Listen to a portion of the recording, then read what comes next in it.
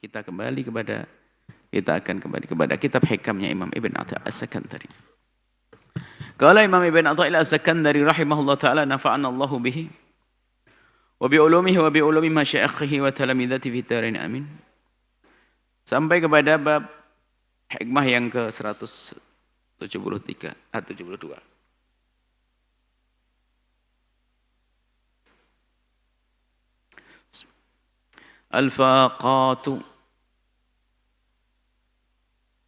Al-faqatu busutu al-mawahibi.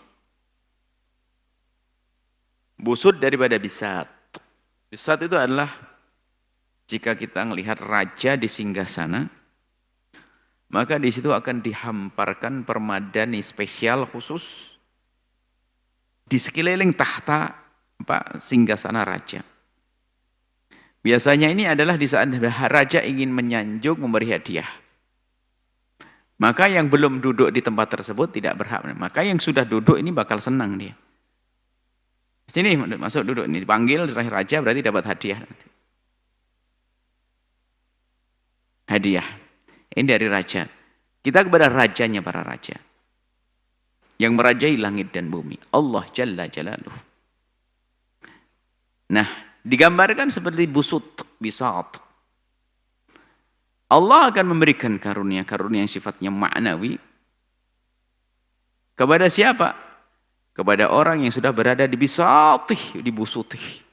Di permadani Allah yang Allah siapkan. Bukan permadani berarti karpet yang digelar, bukan. Nah, permadaninya Allah itu bagaimana? Yaitu faqah. Faqah itu laksana permadani atau laksana satu tempat yang dihamparkan untuk orang yang siap menerima hadiah istimewa. Di sini dari Allah Subhanahu wa taala. Maka siapapun yang sudah merasakan faqat, seolah-olah dia telah berada di busut tersebut, sehingga dia setelah itu berhak mendapatkan hadiah. Maksudnya sudah layak mendapatkan hadiah agung dari Allah Jalla Jalaluh, karena dia sudah berasa di tempat tersebut, tempat busut. Bagaimana untuk masuk ke tempat busut? Adalah dengan kendaraan yang namanya faqr. Faqr. Kalau sampai busut, sampai nanti kepada Allah. Nah, ini faqad di sini apa? Kemarin disebutkan ada faqadnya, sifatnya faqad maknawi. Faqad dzati. Al-faqah dzati adalah kita semua faqah dzati. Faqah dzati kita semua akan selalu merasa perlu kepada Allah, merasa kurang, merasa lemah, merasa ini adalah faqah dzati. Siapapun dari kita, sekuat apapun kita adalah punya faqah, kefakiran, kekurangan, kelemahan dzati yang sifatnya adalah memang menempel pada diri saya dan tidak akan terpisahkan selagi aku menjadi seperti, karena aku manusia dan dengan itu juga akan ada kelemahan, kekurangan pada saja. Namanya faqah dzati. Pada pertemuan yang lalu Imam Ibn Athaillah As-Sakandari tidak membahas faqah dzati, tapi ada faqah aridi. Faqah aridah, al-faqah al-aridah. Jadi rasa sakit, kemudian juga kekurangan, bencana dan sebagainya, tapi yang sifatnya adalah arid, datang. Faqahnya faqah aridi. Kalau faqah dzati tidak dibahas oleh Ibn Athaillah kemarin, tapi Ibn Athaillah As-Sakandari membahas faqah aridi, karena yang ingin beliau hadirkan adalah bagaimana jika ada orang mendapatkan faqah tersebut, dia bisa menata hatinya. Faqah aridi, yaitu di saat diuji dirinya sakit, maka terhiburlah hatinya di saat dia sadar bahwasanya tidak ada sakit yang Allah timpakan kepada seorang hamba kecuali karena Allah ingin memberikan pengampunan, pengangkatan derajat, pahala dan seterusnya. Maka faqah ini difahami. Ada sebagai faqah aridi, faqah yang sifatnya datang. Sakit, ada yang meninggal, bencana, musibah dan seterusnya, faqah aridi. Itu pada pertemuan yang lalu. Akan tapi saat ini beda dengan faqah yang kemarin. Al-faqad di sini adalah menyadari tentang faqah dzati tadi. Nah, menyadari tentang faqah dzatiyah, menyadari dirinya ini adalah benar-benar orang yang, nah ini kan perlu kesadaran, biarpun dia berlimpah dengan harta melimpah. Dia bisa masuk dalam wilayah faqat ini, menyadari dirinya adalah orang yang lemah, dia selalu perlu punya hajat kepada Allah. Maka ini adalah faqat di sini. Maka kalau orang sudah masuk dalam faqat, karena kita bahas, kita lihat hikmah selanjutnya. Kalau kita sudah masuk faqat di sini, merasakan diri kita lemah di hadapan Allah, kita selalu punya hajat kepada Allah. La haula wala quwata illa billah. Tidak ada daya dan upaya, tidak ada kekuatan kecuali dari Allah.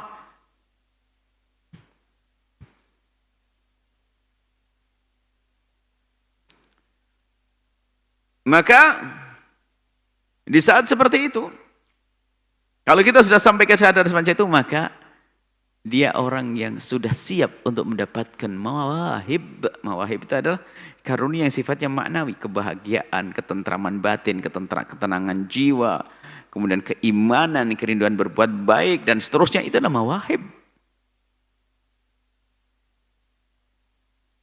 Mawahib.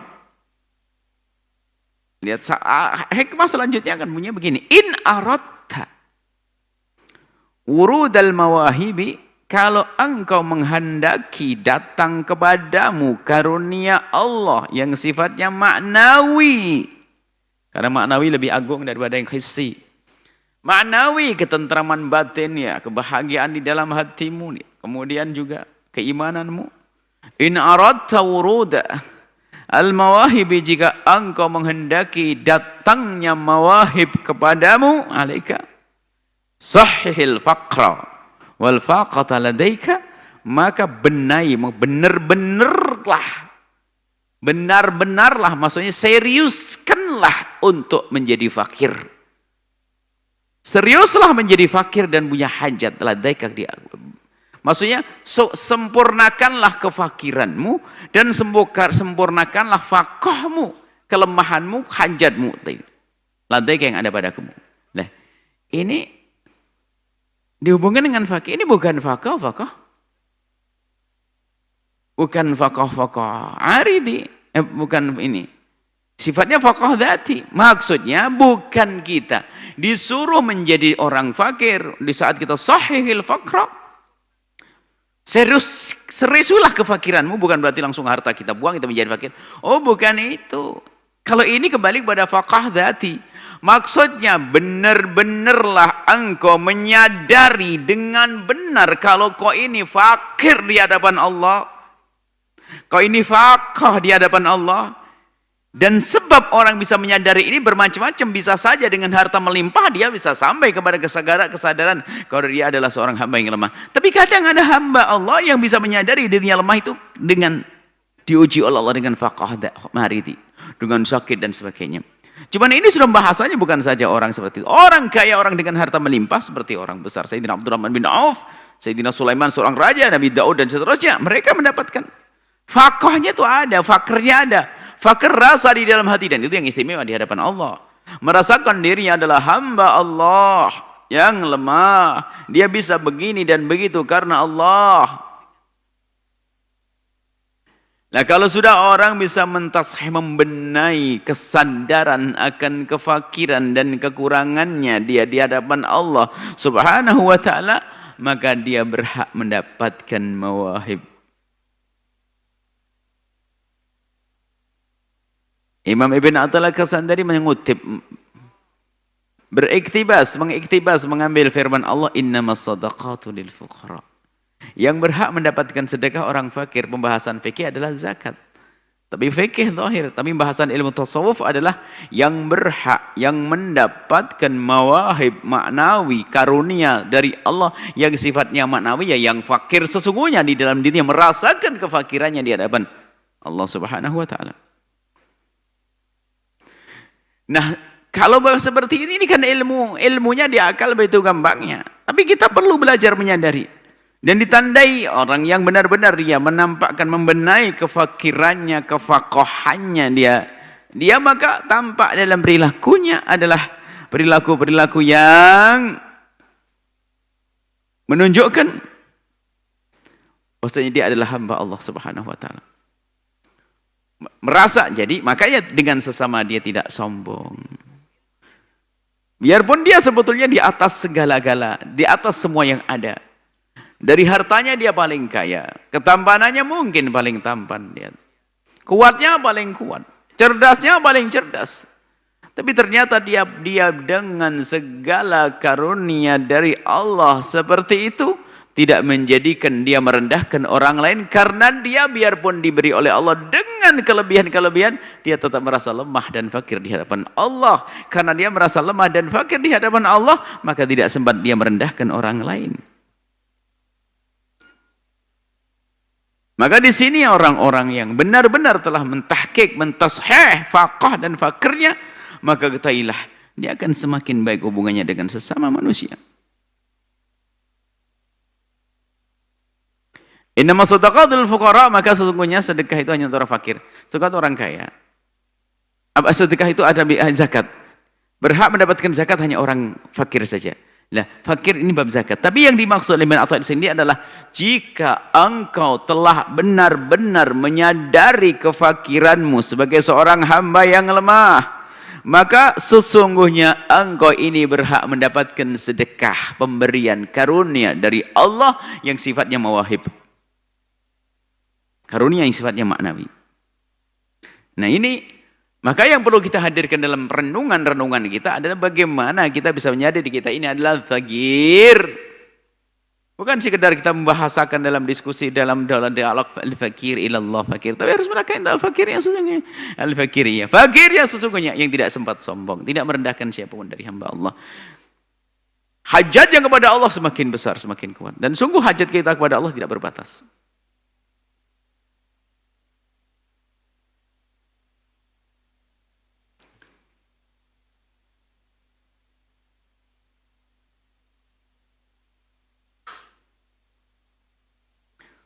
Nah,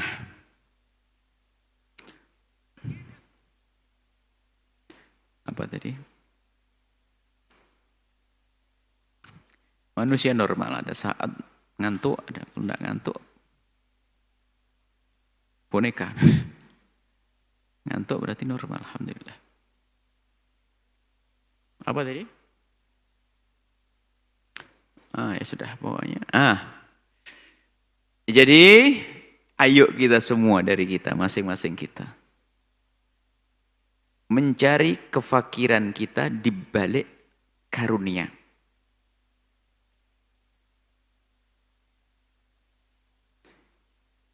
Sebab kefakiran kita sering tersembunyi di balik karunia Allah. Pahami makna ini. Kesadaran kita fakir ini sering tersembunyi, tertutup di balik karunia Allah. Di balik karunia Allah. Makanya kadang seorang hamba diberi Allah kekayaan sedikit saja sudah lupa daratan seolah-olah. Sehingga merasa tidak hajat lagi kepada Allah, tidak fakir lagi kepada Allah. Sehingga coba kalau kita kembali kepada rentetan-rentetan hikmah sebelumnya sampai cara berdoa pun, kita jangan sampai berdoa kita ini berdoa dalam irama memenuhi hajat kita. Hendaknya kita berdoa memenuhi hajat Allah. Dan syarat berdoa adalah menyadari kita punya hajat kepada Allah, hajat yang tidak pernah putus terus ini. Ini di sini juga begitu.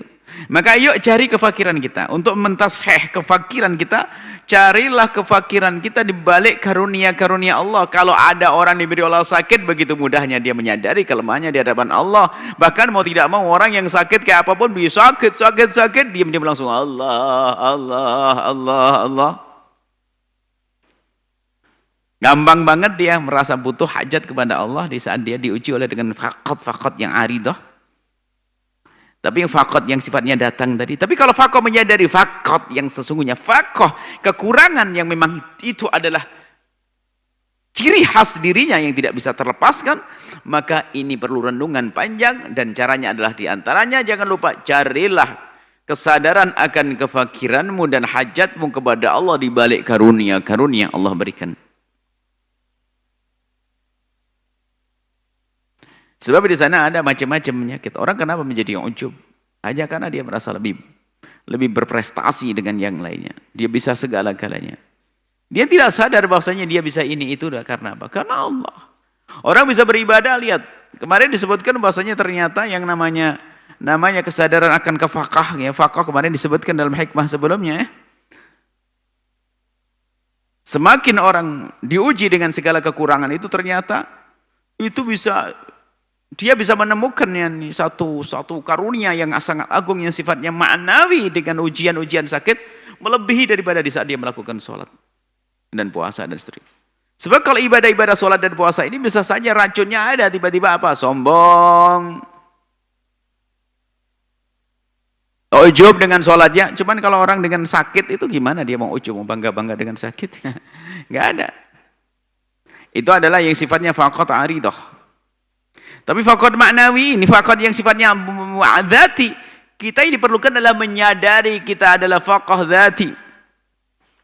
Maka di sini disebutkan oleh suatu ketika Sayyidi Syekh Abdul Qadir Jailani, beliau adalah mengatakan bahasanya, aku mencoba mencari pintu-pintu menuju ridha Allah.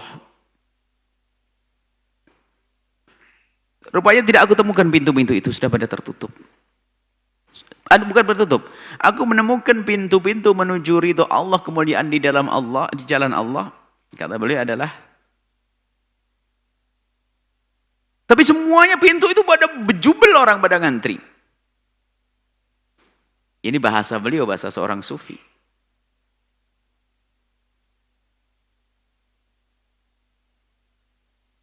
Kata beliau, ataitu aku datang. Waqaftu karena aku berdiri. Ala sa'iri turuki di setiap jalan-jalan. Al-musilati ilallahi, jalan yang menuju kepada Allah. Jadi semua jalan menuju Allah itu aku perhatikan. 1, 2, 3, 4 nih. Jalan menuju Allah. Apa itu? Ada sholat, ada puasa, ada umrah, ada sedekah, ada ini. Fawajjatuha mustahamatan.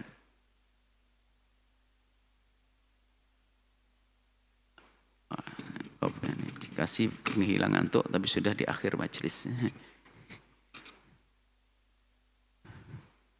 Syukran.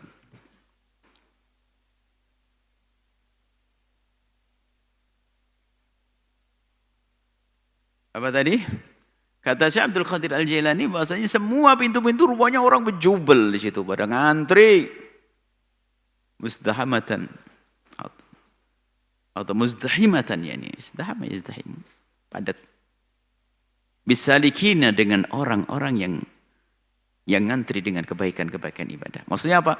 Pintu menuju Allah itu banyak. Ada babus sholati, babus sodaqati, babu kata.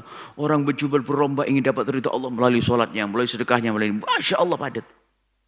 Thumma waqaftu ala babi adzilli wal iftiqari. Kemudian aku menuju kepada pintu namanya pintu fakir. Pintu rendah, pintu lemah. Maksudnya dengan berusaha terus untuk menyadari kelemahannya. Ternyata pintu ini fajatuh kalian, nggak ada banyak orang sedang di sini. Sepi ini, makanya aku tekuni ini. Makanya Syekh Abdul Qadir dengan kebesaran maqamnya adalah beliau orang yang selalu merasakan dirinya punya hajat kepada Allah, ahli iftiqar. Dan begitulah orang-orang yang sudah wasilun sampai kepada Allah Subhanahu wa taala selalu seperti itu. Beliau pun dia diberi Allah segala macam tapi tetap saja dia seperti orang yang memang bukan seperti dan memang merasakan bahasanya. Bahkan semakin diberi oleh Allah karunia, dia semakin merasa kalau dia adalah semakin lemah. Sehingga dia bisa melakukan sujud itu, dia sujud, dia sadar, dia bisa sujud, nggak sempat dia ujub. Kalau orang kelas biasa saja kan bisa sholat itu semua, sholat malam beberapa rakaat, wah langsung bangganya gini nih. Tapi kalau orang yang kenal Allah, arifin billah, orang yang kenal Allah bisa melakukan bangun malam saja, dia langsung terpuji syukur kepadamu ya Allah. Sungguh aku tidak akan mampu melakukan sujud sekali saja kecuali dapat ridin dan ridho dari Allah. Loh, di saat beribadah pun ternyata dia menyadari bahasanya dia nggak akan mampu itu semuanya. Seseorang tidak akan bisa berderma 5.000 rupiah, 100.000, apalagi sampai jutaan, ratusan juta kecuali dipilih oleh Allah. Maka termasuk yang sering dilupakan oleh hamba Allah untuk disyukuri adalah karunia-karunia yang Allah berikan kepada seorang hamba dalam bentuk kerinduan dan kemudahan dalam kebaikan. Kita bisa saja mudah mensyukuri karunia Allah yang namanya bangun rumah, sembuh dari sakit, kemudian ini. Tapi jarang di antara kita yang bisa menghadirkan syukur yang sejati, yang sesungguhnya di saat Allah Subhanahu wa taala memudahkan kita untuk melakukan kebaikan.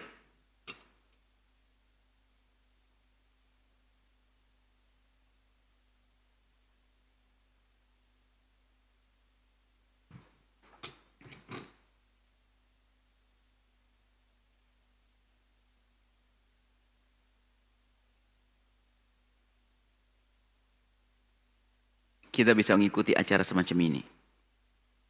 Anda adalah sekelintir dari hamba-hamba Allah yang lainnya. Bahkan satu keluarga pun tidak semuanya sama mendapatkan kesempatan seperti ini. Lihat, ada Anda menyaksikan televisi, tapi apa? 3 orang di kamar masing-masing, ayo, di rumah kita, rumah yang sama. Maka Anda pun tidak bisa mengikuti acara kebaikan semacam ini kecuali karena Allah telah memilih Anda, Allah memberikan kepada Anda karunia ini. Nah, ini yang harus kita terus asah di dalam diri kita. Kita asah kesadaran yang semacam ini, maka inilah menyadari kalau kita ini faqah, kita ini fakir, kita ini fakir kepada Allah, kita akan bisa ini kecuali Allah. Kalau orang terus senantiasa dan senantiasa membangun kesadaran dirinya semacam itu, kapan dia bisa sombong kepada sesama? Dan kapan akan lemah semangat beribadah dia selalu punya hajat kepada Allah. Ini yang diinginkan Ben Athaillah dari kita untuk sadar kepada makna ini. Menyadari. Kadang orang diberi Allah kekayaan sedikit saja sudah waduh petentang gede. Sombongnya ke sana adigang, adiguna, semuanya semeenaknya. Wah, macam-macam. Diberi ilmu, wah. Merendahkan orang seolah semuanya orang bodoh. Ilmu. Allah jatuhkan dia di kamar mandi gegar otak. Dan memang orang gegar otak adalah sesungguhnya bukan sebuah bencana. Karena bisa saja karena Allah ingin hapus dosa-dosanya setelah itu. Cuman maksudnya jangan sombong kalau seandainya maksud kami itu bukan kita merendahkan orang jatuh lalu gegar otak begitu, tidak. Bukan itu, dia bisa saja orang dimuliakan oleh Allah, dia lagi kunjung ibundanya kemudian tabrakan gegar otak sampai hilang akalnya dan sebagainya, dia akan diangkat derajatnya oleh Allah dari sisi ini. Cuman maksudnya apa? Jangan sombong dengan otak, kecerdasan dan kepandaian ilmunya. Bisa saja Allah jatuhkan kemudian hilang ilmunya. Dan alangkah banyaknya orang tiba-tiba hilang ilmunya. Bahkan kita menemukan satu orang subhanallah. Memang kalau kita tinjau dari sisi syariat, mereka diampuni, nggak ada dosa. Tapi dia tidak ingat apa-apa. Bahkan kita mengingat satu orang itu ada ingat itu hanya ingat masa mudanya saja, masa tuanya sudah tidak ingat. Jadi kayak semacam memori-memori di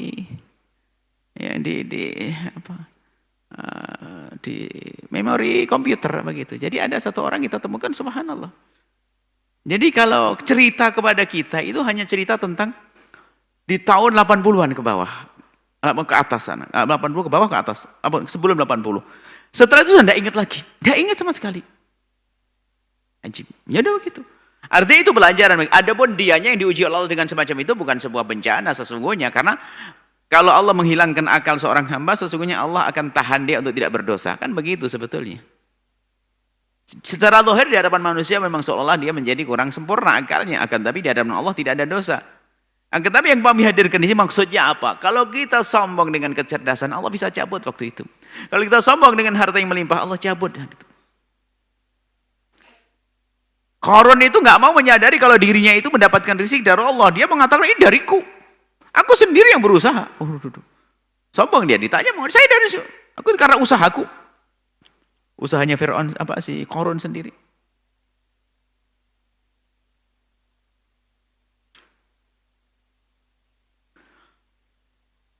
Sama siapapun dia kasih jabatan, runtuh. Enggak selamanya juga. Dan dia sadar sebetulnya. Cuman kadang orang itu dikuasai oleh kesombongannya, maka kefakirannya tertutup. Maka kami sampaikan tadi, cari yuk kefakiran kita. Di balik karunia, karunia yang Allah berikan kepada kita. Karena di sanalah kadang kefakiran kita tersembunyi. Sehingga orang tidak menyadari kalau dia punya kefakiran. Karena dia tidak menyadari dia punya kefakiran, maka muncullah orang yang semaunya sendiri, sombong, sewenang-wenang, tidak mau diatur, bahkan sampai murka menantang Allah Subhanahu wa taala karena dia tidak menyadari kalau dia fakir ila Allah Subhanahu wa taala. Semoga Allah memberikan kepada kita pemahaman yang benar. Semoga Allah benar-benar memberikan kepada kita kesadaran akan kekurangan kita di hadapan Allah. Tentang kefakiran kita di hadapan Allah agar kita mendapatkan mawahib dari Allah Subhanahu wa taala. Dan semoga Allah Subhanahu wa taala menjauhkan kita daripada malapetaka lahir batin dunia dan akhirat. Wallahu a'lam bissawab.